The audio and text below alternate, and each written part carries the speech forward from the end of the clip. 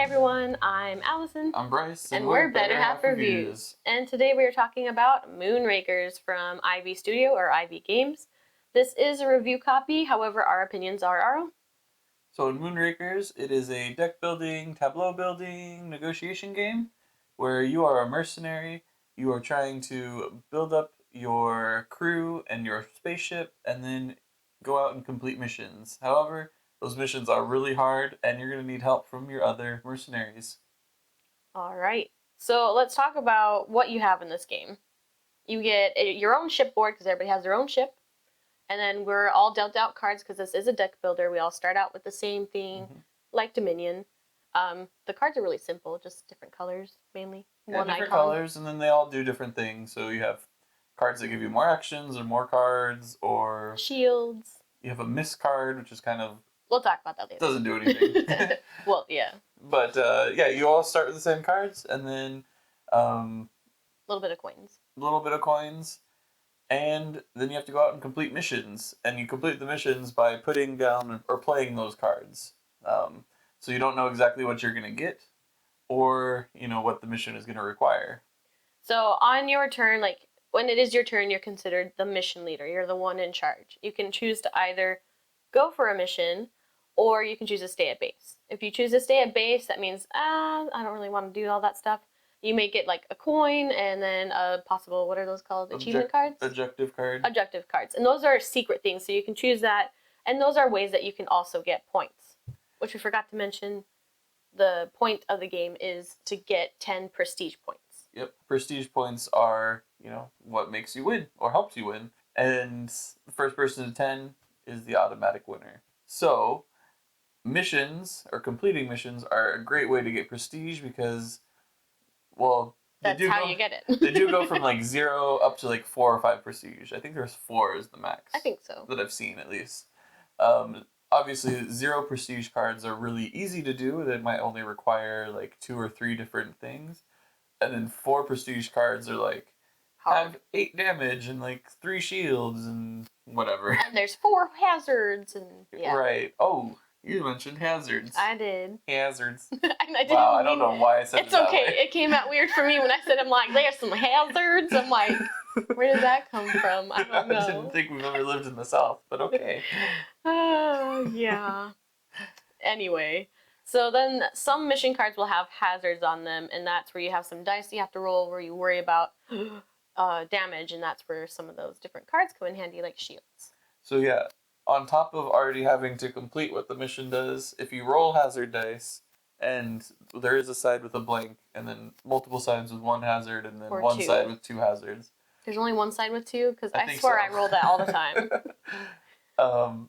Hazards just up the difficulty because it's more cards you have to play. If you aren't able to play against the hazard, then you lose prestige. Yeah. So with the mission cards, you want to go for them because they get you more options. Like there could be lots of coins that you could earn, or you could earn some extra cards like ship parts or more crew, or like we were talking about prestige. But if you can't complete a mission by yourself, you're going to have to negotiate with other people, and they're going to want some of that cut. They're going to be like, well, if I'm helping you, I want to get some stuff too. Yeah, they're like, oh, I can help you with a hazard dice, and I could help you with some of the other stuff on that card. But since I'm taking on a hazard dice, which could make me lose prestige, I want some of that prestige, as well as some of those coins that you're going to earn. Yeah, so that's where it gets kind of interesting in this game. So you negotiate, and then you play your cards down, and usually, I don't know if this is normal, but usually if you're the mission leader, I like to have other people play first so I can see what they can take care of. Well, the mission leader gets to choose. That's true. But I'm just saying, usually I'm like, you play first. Right. And a fun little thing you can do with the negotiation is you can just totally lie. Mm-hmm. Just bluff. Be like, yeah, I can help you. Oh, I played a miss. Sorry, that's all I could play. And the miss does nothing. Yeah, we'll talk about that later. And how we feel about the game. But yeah, so you go out on missions, if people are helping you out, everybody plays their cards, and you are limited on the number of cards you can play or the number of actions you can do. But some of the cards you play can help increase your actions. So at the start of your turn, you only have 1 action, so you can only play 1 card. there's a card that gives you, 2 more actions, and so you can, play a whole bunch of cards if you have those more action cards. So it can get really tough where you're like, man, I have a perfect hand to complete this card, but I don't have any of the more action cards, so I can only play one card. Which is often why you need to negotiate and get some help. Be like, okay, I need some help with some shields. I need some help with reactors. And you're not supposed to say, I need 2 reactor cards, or someone else be like, oh, I have 1 reactor card. You can say, I can help a lot, or I can help a little. So you can give some information, but not be so direct. So it keeps it kind of interesting. It's an arbitrary rule, in my opinion, but that's how games just work for some reason. But anyway, yeah. So if you finish a mission, then you divvy up the rewards and you move up or down with things, and you can get some cards. Yep. And as a mission leader, you try to negotiate 2 different missions. If you can't get agreement on any of those, then you're forced to do the stay at base action. So, I don't know. Sometimes it's good, sometimes it's bad. But the stay at base action can be strategically played. It can be. So as you're playing the game more, you may have more ship cards on your board, which give you unique abilities, or more varied cards in your deck. So everybody's will become a little bit more unique. The ship parts can give you special abilities where it's like, oh, you can have plus an action, or your first shield card you can play for free. Or your hand limit's now 6. Yeah. So you can have some things that kind of change the game, or you feel like you can do a little bit more by yourself, but you still end up needing to negotiate a lot. Well, also, ship cards give you more of the base cards in your deck. That's true. So a ship card might give you like 1 or 2 thrusters, or like a 3 damage card instead of a 1 damage card, or whatever. So it builds your deck that way. But then there's also the crew that you can buy that have just plain special abilities. So they can, draw a card and have another turn, or reduce attributes on this contract, which is really nice to do sometimes. Yeah, way too nice. Or, copy another ability or whatever. So each player gets their unique ability, and then each deck is going to be unique as well. And so then as you're playing the game, the first person to get to 10 prestige is the winner. So negotiation is a huge part of this game, and this game can actually be played 1 to 5 players. We've currently played it at 2, 3, and 4. Yes. We will talk about how the negotiation works at 1 and 2 players, which, it's like, how do you do that? But let's first talk about the 3 and 4 player game. So when you have 3 or 4 players, and I'm sure with 5, I feel like it gets more interesting the more people that you have. With three players, you get that little like, oh, let's gang up on this person kind of feeling, and I don't know. I feel like you have less options because you literally do. But with 3 and 4 player, I feel like it's more dynamic. You have more things going on where you're like, okay, I need to do this, and then maybe 1 or 2 people will help you on a mission. Yeah,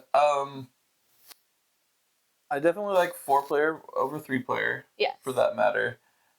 Just because, like you said, with 3 player, there's less that you can negotiate around. And everybody kind of gets in their own little bubble. I don't know. 4 player, and I'm imagining 5 players is similar. There's a lot more going on. There's a lot more to negotiate with. There's potentially 3 other people that can help you complete this thing, or you could choose 2 of them or 1 of them, whatever.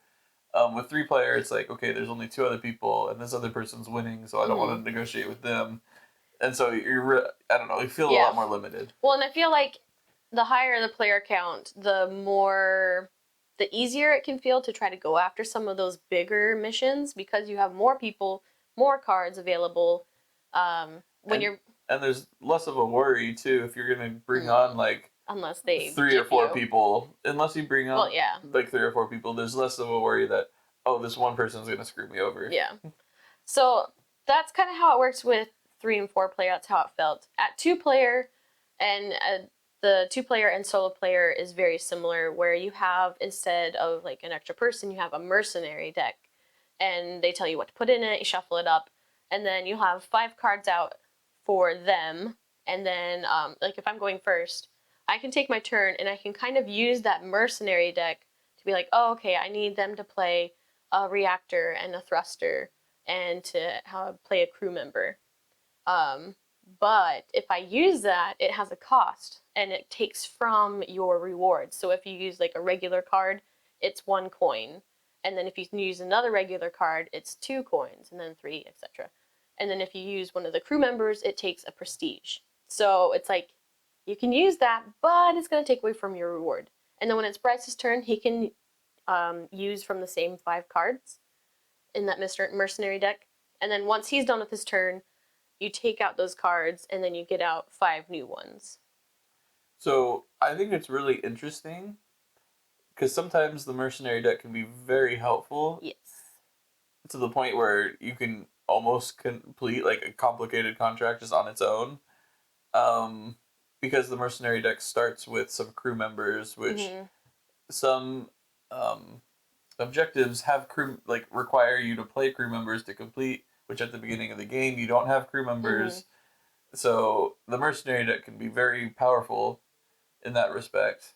But it can just, I hate how it takes away from what you can get. And so talking about like the negotiation part of the 2-player, when we played 2-player, basically negotiation didn't happen. I negotiated with him a couple times. I don't think you negotiated with me at all. He's also very okay. So when it's a 2-player, it comes down to a lot of luck of like what's drawn and what's available. And since you basically don't have anyone to negotiate with besides the mercenary deck, it takes away from your reward. And so my experience was I was on the wrong end of some like good draws consistently. And so like I was just kind of I felt stuck. Yeah, so some of the, like I said, some of the what are they called cards? I totally forgot. Crew member, mercenary, mission cards. Yeah. So, like I said, some of the mission cards are very easy to complete. They only require like 2 or 3 different things. And only give you coins. And then some of the cards are very complicated and, you know, give you lots of prestige and lots of coins and lots of card draws. And Allison always seemed to like have those cards flipped out on her turn. And then so she'd be like, well, I can't do anything. I'm going to stay at base. And part of staying at base is getting rid of one of those cards and flipping on a new card. And then it'd be like a super easy card for me. Or I would do some of the easier missions, but I would still need help because my draws were just terrible. And so part of my reward kept going to the mercenary deck. And then he'd be like, oh, I got some more prestige. And I'm like, anyway. So with 2-player, I felt kind of stuck sometimes. And in a sense, I would say like it felt like 2 people playing a game separately, which in some games I like that. So like in Paladins of the West Kingdom, when you're playing the game, you basically are playing your own game side by side. But in a game called Moonrakers, where it's a lot of like negotiating, is like the huge thing. It just kind of felt to me. So I agree that is a problem with the 2-player game. Yes. Is because you have the mercenary deck, you can kind of say, okay, I can complete these cards with the mercenary deck. I don't need the other person's help, so I'm just going to do this on my own. I don't think that's true in, well, maybe a 3-player game, but I don't think it's true in a 4 or 5-player game until the very end. Yeah, until it gets a little bit. Because at the end, everybody's like, well, I don't want to give you prestige, so I'm not going to negotiate with you. So you kind of have to do stuff on your own at the very end and kind of get lucky. Yes. And I think that's something that happens and will consistently happen in this game is when someone is getting closer to the end, and then it's that person's turn. It's like, hey, I need some help with this contract, and everybody's like, give me all the prestige because I don't want you going help. So when we did a 4-player game with Kristen and Tim from Tabletop Mom and Table Talk, Tim, I wanted to make sure I say it right. I ended up being close to winning, and it took me several rounds to actually win because no one would work with me. Well, so I wanted to which I understand. I was like, I'll work with you. You take all the hazard dice, but you get all the prestige. And it's just not a good. Well, it is. I know. It's giving you the opportunity to risk it. Yeah, Risk yeah. it for the And then biscuit. I did risk it for the biscuit by myself, and I then know, I but won. you could have risked it. But then earlier. I was able to get achievement cards, and I'm like, okay, I'll try to like do some of those. So that actually helped me win too. But anyway, so that's kind of like how the negotiation can be. It can be very interesting, especially with the more players that you have. And if you have people who don't really like to like talk at the table or negotiate, this might not be the best game for you. It can make some people mad. Like when you say, yes, I will help you with this, and you're like really going in for something, and then they're like, miss card, oh, I don't have enough. And you're like, you looked me in the eye and you said you would help me. I have no hard feelings whatsoever. But that's just the game. I know, Sometimes I know, I know. you have a bad hand, and you're like, well, I can't do any contracts, so let me Let me say I can help. And so on my turn, I can discard those on her turn because I played them and draw a new hand, and hopefully do something on my turn. Yeah. Anyway, so let's talk about the pros and cons of this game. We've kind of talked about it a little bit because we've been talking about the negotiation. But pros of the game, I love the look of this. Like, I like that it has like this darker feel to it. Well, like not darker as in ooh, but like, well, yeah. And so I just like how it looks, how it feels, and the cards. I feel like they're very, or at least the standard cards are very simple. Where it's just like, here's this giant icon, and here's a color. It's definitely very simple and easy to get into, Yes. and I really appreciate about this game. There's not a whole bunch of like complicated iconography. I think it's just enough. It's pretty easy. Yes, the rule book is thick. Um, But it outlines things but it pretty outlines well. things really well, and it's easy to follow. And it is kind of small. But it is That's why it's thick. an almost 40-page rule book. It could have been shorter. It's a lot smaller compared to the. But yeah. But I personally like the way they implemented the negotiation in this game. That is like the difficult, more complex part of it. Sometimes you get negotiation games where it's like, yes, it's negotiation, and then no one does anything.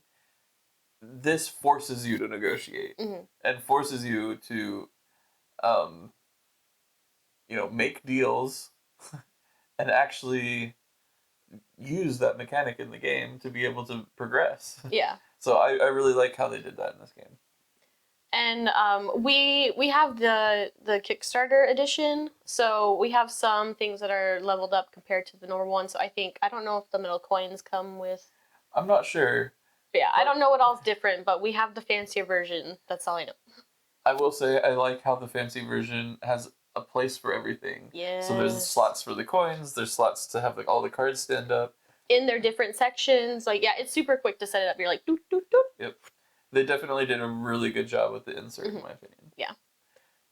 Okay, so let's talk about some of the cons then. Do you want to start? No. Okay. See, negotiation. That's not negotiation. That's just a straight shutdown, which is kind of how you negotiate. Okay. Not always. Actually, then fine. I'm gonna change up what I'm. Exactly. So I'm gonna change up what I was gonna start with and talk about that. If you are playing a negotiation game, don't play it with lawyers. I am the mission leader, and I'll be like, okay, I need help with this mission, and he's like, I'll do it for this and this and this. I am the one who's supposed to be putting out the terms. I'm too slow to do it, and he's like, this is what we can do, or I will not help you. Anyway, negotiating with lawyers is tough, okay? I'm not that bad, jeez. That's how it feels. So, if you just, I don't even know. So, what Allison is trying to say is, this game does depend a lot on the group that you have. Yes. If you have someone that's going to be quiet and not really talk, or if you have a bunch of hardline negotiators, lawyers, and you don't want to negotiate that hard, like, you might not have a fun time. Or you may not feel like you're in control. So, this game, is dependent on the people you play it with. Yes. Which can be a con for some people. Anyway, so now back to my other cons. Some of the writing on the cards, like the ship cards and the crew cards, it's kind of small and tiny because they have like big pictures, and you're like, that's fine, and it works for the other cards because it's like plus a thing and that's it. But with those cards, it has like a few sentences, and it's always like, wait, what does that say on the table? So I feel like it's a little bit harder to like know right away what they do. Yeah, It's maybe just annoying. This game isn't really a table hog in my opinion, but sometimes with how the cards are printed and laid out, you're like, oh, that card over there, I can't really read what that says, like, and Yeah. that is annoying. Yeah. So unless you have the cards like right next to you, it can be a little hard to like tell what you're. And it's like, yeah, it's not that hard to be like, oh, okay, that's what it does. But I just wish like it'd be easier to just be like, oh yeah, that one. But Well, then how often the cards rotate? You're like, oh, well, there's like 3 new cards over there. Like, let me see each one of them on my turn, so I know which one I want to buy. It's like, oh, I don't know. I wish it was just a little easier to see. Yeah, I feel like that would be like one of my main cons. I don't know if I have any other specific cons other than like, if you don't like this, then maybe don't. Yeah, I don't have any specific cons. Like we already said, if you don't like negotiation, this isn't going to be a game for you. If you don't have a good group, because again, for me, I suggest playing this 4 or 5 players. I think that's the sweet spot for it. I'm kind of interested in maybe seeing how the one player plays, but I don't play too many one player games, so. With the one player, you have the mercenary deck, and then you play in different rounds. So like, I didn't read all of it, but like you move up a spaceship marker over the different rounds, and you try to see how far you can get, kind of thing. That's what it seemed like. Okay. So like, it seemed like it'd be fun-ish, but in a game that's about negotiation, that's more, yeah. I feel like sometimes a negative with this would be is the ending can drag on a bit. We kind of mentioned it before, of like if someone's getting closer to winning, then everybody's like, not gonna help you. So it can kind of feel like the game takes longer than it should or can, where it's like, just come on, let me finish. Or it's just kind of comes down to luck, because if you have like 2 or 3 or 4 people, however many people you're playing with, at like 7 points, and no one wants to help anybody, then it's just like you're just waiting for a good card to come around. You're waiting for a 3 prestige card to come around that you can do, or less, and then you try to move up slowly. But it's just like, well, no one's helping anybody, so let me see if I can get the card I need that I can complete on my own. Or stay at base and hope that you get a good objective card that you can try to complete. So I feel like the ending kind of gets a little bit ruined, where you have all this like negotiation, cool stuff going on, then it's like just someone needs to get just the right amount of something in order to get the game done with. But I think that's where my negotiation tactic of like, you can have all the prestige, but you handle all the hazards, could be interesting. No one ever took me up on that, though. No, because it's like, if it's at that point, then I'll just do it by myself. But anyway. But I'm still helping you with other things. Until you put down a miscard. Okay. No hard feelings. Yeah, okay. So, this game is actually going to have an expansion come out on Kickstarter this year. I don't know everything about what it does, but I wonder if it's going to help improve any of those situations or any of the cons that we brought up. I don't know. Yeah, I don't know. I'm interested in seeing what the Kickstarter brings, because I like this game. I think it's a great group negotiation game. So I'm just wondering what the Kickstarter is going to bring that'll change it or add to it or whatever. Yeah. And despite like the cons or things that we brought up with negotiation, I have had a lot of fun playing this. I feel like I haven't really been talking about my happy moments. But yeah, it's been fun. It's very interesting and a good dynamic of like getting people like into the game. So like this could be like a good starter game, but maybe not if you like to betray people all the time with miscards. But then everybody doesn't trust you, and then you don't have any negotiating power. So you have to save it for good. I know. Like against your spouse. Yeah. Yeah, I slept on the couch for a week after that. So. No, you didn't. But yeah, so Moonrakers, I think it's awesome, and it's worth a try if you can play it with higher player counts. If you have just 2 player, then it's okay. Play something different. Yeah, I wouldn't suggest this for a 2-player game. But if you have a group that can meet, go for it. Go for it. Play it 3, 4 players, or 4 or 5 players, whatever. I think it's great in that situation. yeah, so those are our thoughts about Moonrakers. You can check it out. I think it's available in retail. If not, then just back it on the Kickstarter coming out this year. All right, I'm Allison. I'm Bryce, and we're Better Half Reviews. Happy gaming. Have fun.